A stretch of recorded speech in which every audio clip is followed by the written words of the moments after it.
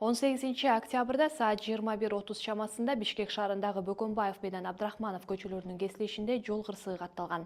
Lexus RX 330 үлгүсүндөгү унаанын 46 жаштагы айдоочусу Абдрахманов көчөсү менен түндүктү көздөй бара жатып, Бөкөнбаев көчөсүн көздөй бурулуп жаткан. Бул учурда 17 жаштагы өспүрүм айдап бара жаткан Toyota Camry үлгүсүндөгү унаа менен сүзүшкөн. Кесепетинен Toyota Camry унаасы тротуарга чыгып, 4 жөө жүргүнчүнү сүзүп кеткен.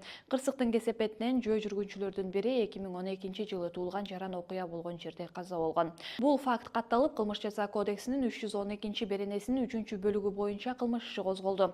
Toyotаны айдап бара жаткан өспүрүм убактылуу кармоочу жайына киргизилген. 2 унаа тең камакка алынып, бардык зарыл болгон соттук медициналык экспертизалар дайындалган. Учурда тергөө иштери уланууда.